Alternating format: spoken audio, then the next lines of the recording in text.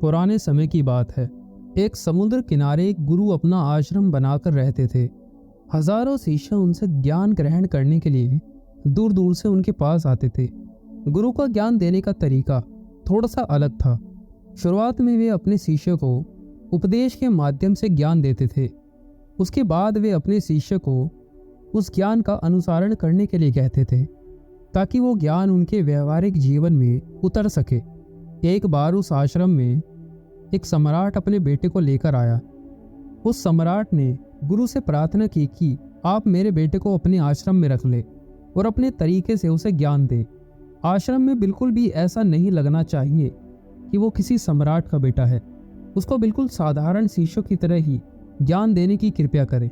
गुरु ने मुस्कुराते हुए कहा, एक सम्राट तभी ज्ञान प्राप्त कर सकता है जब वो अपने आप को एक साधारण इंसान समझे। यही ज्ञान प्राप्त करने की सबसे पहली सीढ़ी है। गुरु ने सम्राट से कहा, तुम निश्चित रहो, आज से तुम्हारे बेटे की जिम्मेदारी मेरे कंधों पर रहेगी। ये कहकर गुरु सम्राट के बेटे को अपने साथ समुद्र के किनारे टहलने के लिए लेकर आ गए। आश्रम के काफी सारे बच्चे सम्राट के बेटे को देखकर उसकी तरफ आकर्षित हो रहे थे और उससे दोस्ती करना चाहते थे। जब सम्राट का बेटा और गुरु समुद्र के किनारे टहल रहे थे तो अचानक से सम्राट का बेटा फूट फूट कर रोने लगा, क्योंकि अभी वो सिर्फ 12 साल का था और 12 साल की उम्र में उसके पिता ने उसे अपने से दूर कर दिया। ये सदमा वो बच्चा सहन नहीं कर पा रहा था। वो ये समझ नहीं पा रहा था कि उसके पिता उसकी भलाई के लिए उसे इस जगह क्यों छोड़कर गए। उसे रोते हुए देखकर गुरु ने उससे कहा कि बेटा, मैं तुम्हें चुप नहीं करूँगा। हो सकता है कि आज मैं तुम्हारे आंसू पोंछ दूँ, लेकिन कल तुम फिर से अपने आप को अकेला पाओगे। याद रखना, जीवन में इंसान अकेला आता है और अकेला ही जाता है। जितनी जल्दी इंसान इन बातों को समझ लेता है, वो उतनी ही जल्दी आत्मज्ञानी रास्ते पर निकल पड़ता है। गुरु ने अपनी बात आगे बढ़ाते हुए कहा कि जो इंसान अकेला रहना सीख लेता है वही खुद से प्यार कर सकता है, और जो खुद से प्यार करता है वो किसी के भी जाने का अफसोस नहीं करता। धीरे धीरे तुम आश्रम के माहौल में ढल जाओगे। शुरुआत में तुम्हें समस्या आएगी, लेकिन कुछ दिनों के बाद तुम्हें इसकी आदत हो जाएगी और उसके बाद तुम्हें ये जगह अच्छी लगने लगेगी। समुद्र के दूसरे छोर पर सूरज छिपने लगा था और अपनी ललिमा पूरे आसमान में बिखेर रहा था।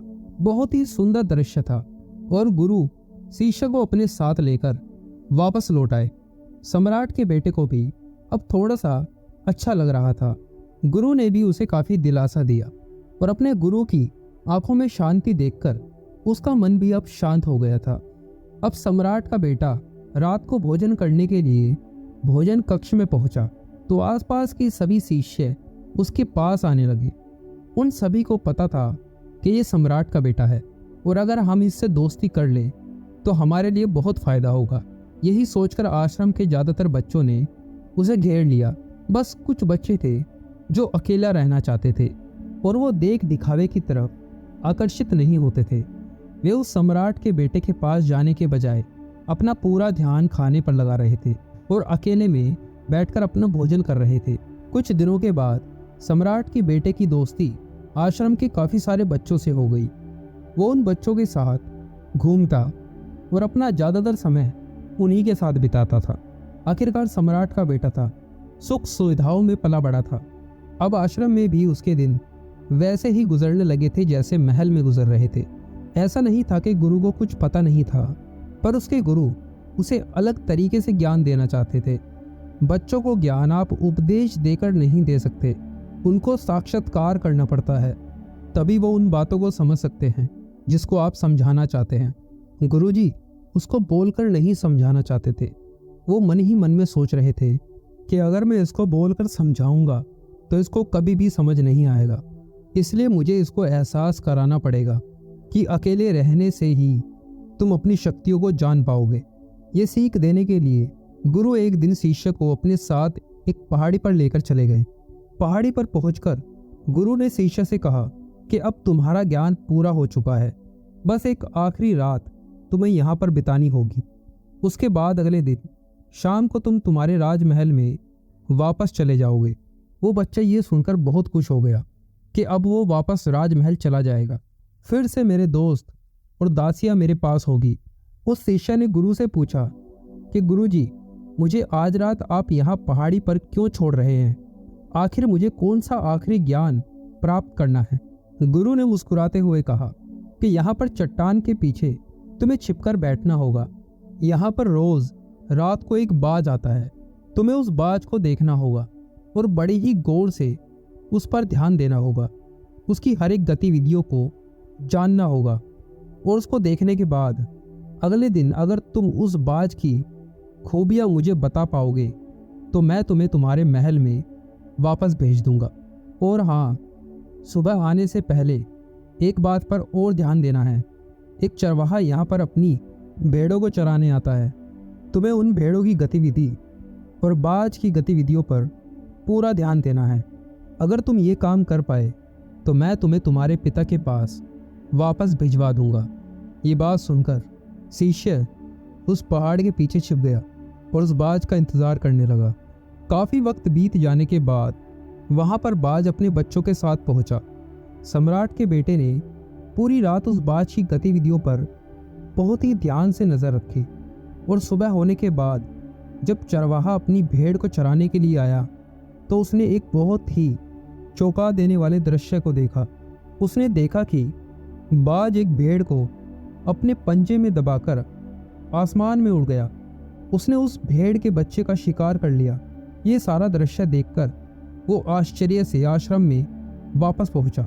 इससे पहले कि गुरु उससे कुछ पूछते, उसने गुरु को प्रणाम करते हुए कहा कि गुरुदेव, आप आश्रम के सभी बच्चों को यहाँ पर बुला लीजिए। मैं सब लोगों को एक बात बताना चाहता हूँ कि मैंने क्या देखा।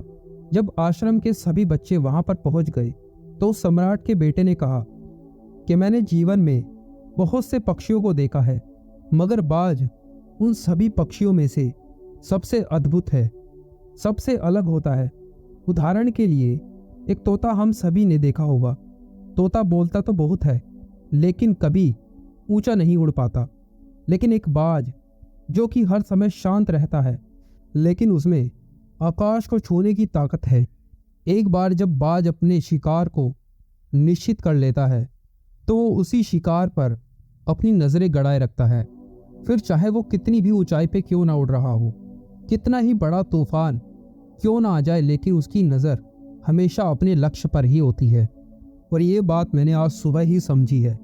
बाज ने हर भेड़ को शिकार नहीं बनाया, बल्कि उस भेड़ों के झुंड में से उसने सिर्फ एक भेड़ को अपना शिकार बनाया। उस बाज की तरह हमें भी अपना ध्यान अपने लक्ष्य पर लगाना चाहिए। भले ही हमारे सामने चाहे कितने भी भेड़े क्यों ना हो, हमें अपने लक्ष्य को साफ तौर पर निश्चित करना चाहिए और जमकर उस पर काम करना चाहिए। हमें 20 अलग अलग लक्ष्यों पर ध्यान देकर अपनी ताकत को बर्बाद होने से बचाना है। हमें किसी एक लक्ष्य को निश्चित कर उस पर अपना पूरा ध्यान लगाना चाहिए। और तीसरी बात जो मैंने सीखी है और हम सबको भी वो बात सीखनी चाहिए कि बाज कभी भी दूसरे पक्षियों के साथ नहीं उड़ता, वो हमेशा आकाश में अकेला उड़ता है।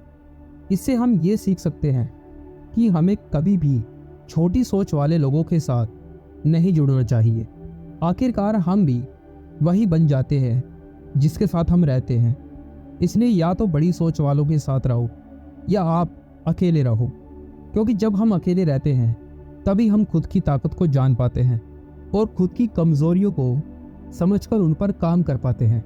हम अपनी ताकत को जानकर उसका सही इस्तेमाल कर सकते हैं, लेकिन वो तभी संभव होगा जब हम अकेले रहना सीखेंगे। चौथी सीख जो हमें बाज से सीखनी चाहिए। एक बाज हमेशा अपनी सीमाओं से ऊपर उड़ता है। जब तूफान आता है तो हर एक पक्षी अपने घोंसले की तरफ भागने लगता है, खुद को छुपाने की जगह ढूंढता रहता है। लेकिन बाज ऐसा नहीं करता।